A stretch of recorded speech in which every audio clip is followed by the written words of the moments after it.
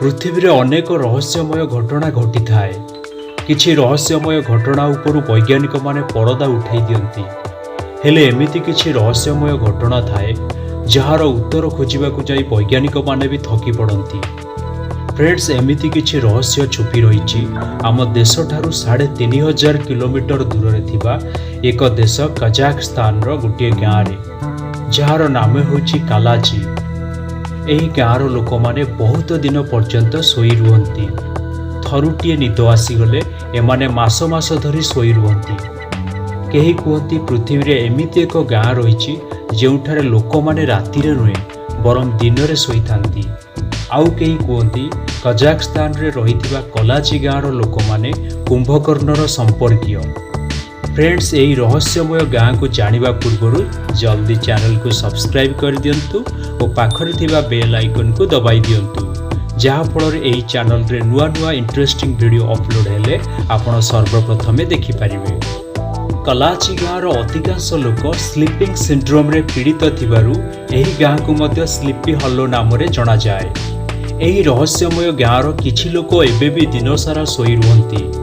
एमानकु निद अचानक आसी थाए, चालुथिबा समय हेउ किबा कौनसी कार्य करुथिबा समय। जड़े महिला रोषेई करिया पाई रोषेई घरे किछि रोषेई सरंजाम जोगाड़ करुथिले। हठात तांकु निद आसीगला। से सेईटी सोई पड़िले। बहुत थर डाकिबा सत्वे से उठिले नाही। तांकु मेडिकल नियागला। डॉक्टर तांकु निदरु उठाइबा परे से सबु किछि भूली जाइथिले। से निजकु मेडिकल रे देखि आश्चर्य भी होई जाइथिले। एही गाँवर कौनसी लोक को थरुटिए निद आसीगले एमाने मास मास धरी कुंभकर्ण भली शोई रुहंती। एही घटनाटी पूर्वरु अर्थात 2013 मार्च मासरे पूरा विश्व रे दृष्टि आकर्षण करिथिला। गाँवर शताधिक लोकंकु हठात निद आसीगला। एमाने अचानक शोई पड़िले। किछि लोक न उठिबारु तांकु मेडिकल नेबाकु पड़िथिला। हेले उठिला बेलकु एमाने समस्ते स्मृति शक्ति हराई बसिथिले। केही केही एहाकु हालुसिनेशन किबा हाई ब्लड प्रेशर जोगु एमिति होई थाई पारे बोली कहिले। मनीष जेतेबेले निशाशक्त अवस्था थाए ताकू उठेइले से उठी पारे नाही कि चली पारे नाही। ठीक यही परि एमानकर अवस्था होई जाउथिला। एमाने निद्रारु उठिला परे हठात काहाकु चिन्हि पारु नथिले। यार कारण खोजिया पाई अनेक डाक्तर एवं वैज्ञानिक माने एही लोकंकर ब्लड सैंपल, एठाकर माटी, जल और वायु प्रभृतिर टेस्ट कले। 7000 सैंपल टेस्ट करने सत्वे एमानक चेष्टा वृथा होइतिला।